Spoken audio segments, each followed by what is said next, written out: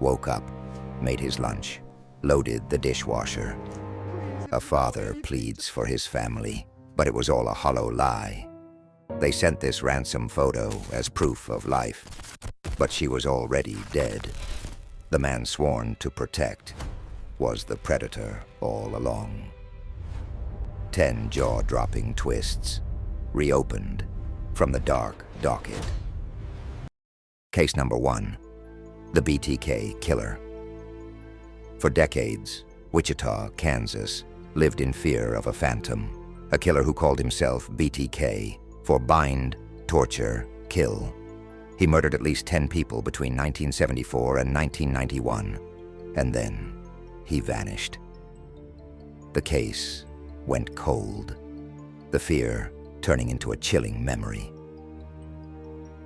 Then, in 2005, the ghost made a mistake.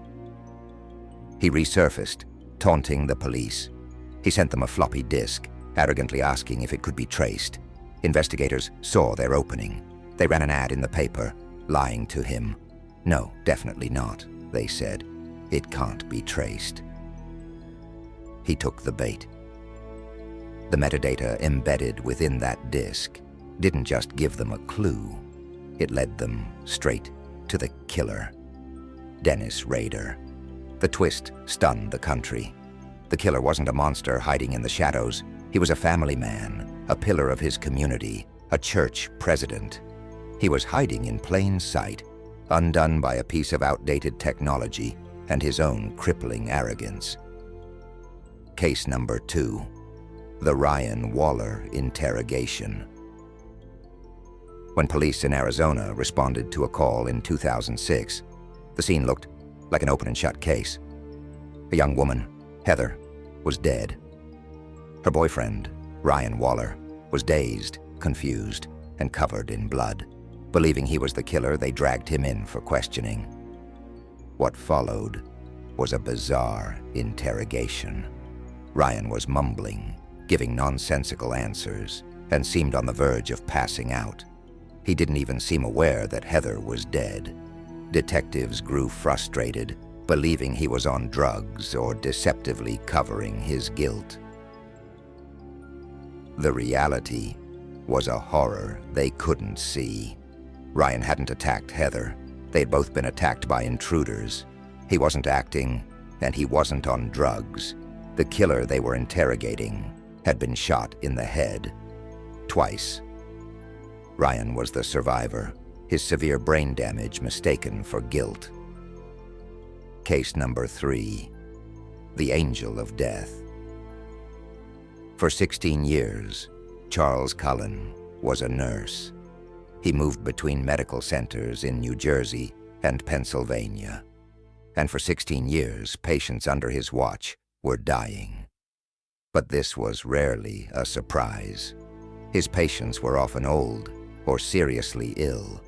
Their deaths, while tragic, were not investigated. They were considered natural. Only they weren't. In 2003, a medical center finally caught on that something was terribly wrong. They uncovered a horrifying truth. Cullen hadn't been healing his patients. He had been murdering them with a cocktail of drugs. He was an angel of death, framing his killings as natural causes. It is unclear how many people he killed, but some believe the number could be as high as 400. Case number 4, the Golden State Killer.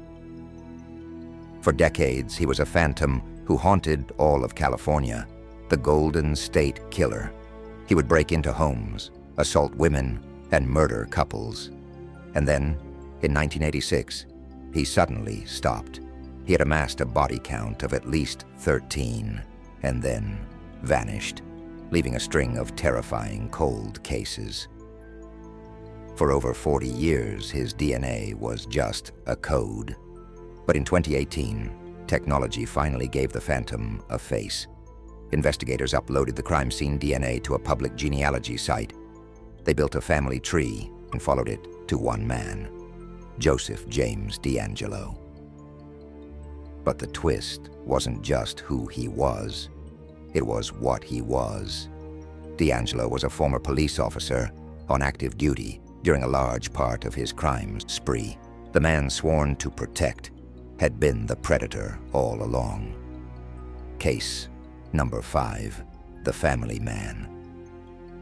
When Shannon Watts and her 2 young children went missing, her devoted husband, Chris Watts, appeared on the news.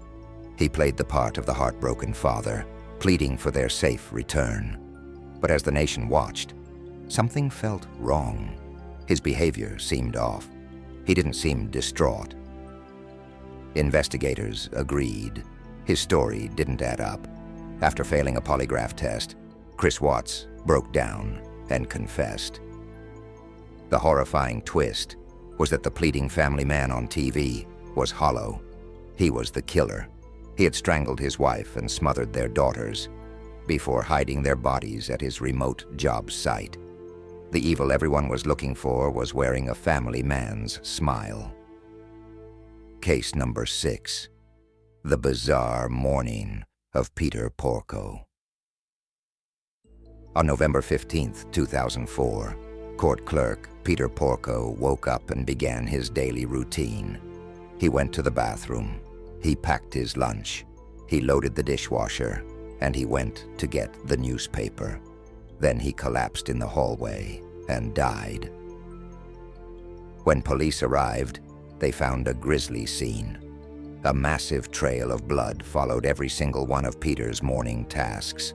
The twist was unbelievable. Earlier that morning, Peter and his wife Joan had been bludgeoned with an axe by their son as they slept. Peter had somehow survived the horrific, grotesque head wounds.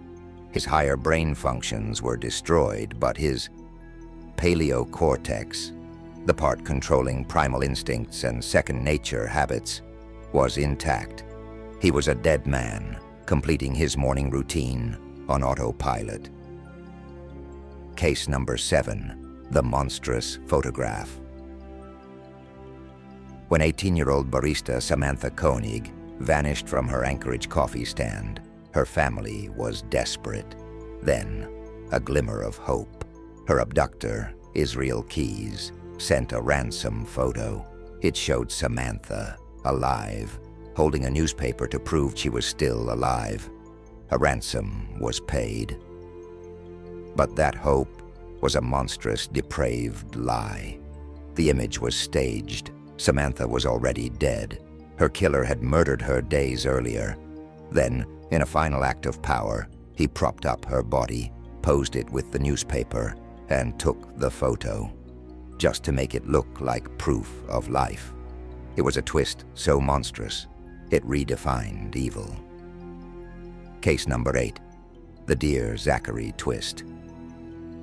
This case begins as a love letter. When filmmaker Kurt Quinn's best friend, Andrew Bagby, was murdered, Kurt set out to make a beautiful memento. He began documenting Andrew's life, a gift for Andrew's unborn son, Zachary. He wanted the boy to know the father he would never meet. But Kurt couldn't predict he was documenting one of the most horrifying twists in true crime, in real time. During filming, Zachary's mother, Shirley Turner, who was also Andrew's killer, took her own life, and the life of young Zachary, by jumping into the ocean. The twist upended the documentary, turning it from a memento into a memorial. What began as a love letter became a eulogy. Case number 9, the poison that wasn't. In 1989, Patricia Stalling's world fell apart. Her young son, Ryan, was rushed to the hospital, critically ill. Doctors were shocked to find his blood contained antifreeze poisoning. When baby Ryan died, his mother, Patricia, was arrested and convicted of his murder. She insisted she was innocent, but the evidence seemed clear. After her case appeared on Unsolved Mysteries, a push was made to retest Ryan's blood. The twist was not a hidden killer, but a hidden disease. Ryan's blood was found to contain signs of a rare genetic disorder, called methylmalonic acidemia, or MMA. The horrifying part, MMA mimics the exact results of antifreeze poisoning in blood tests. Patricia hadn't poisoned her son. His body had simply mimicked the signs of it. Case number 10.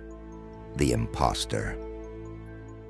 In 1997, a miracle.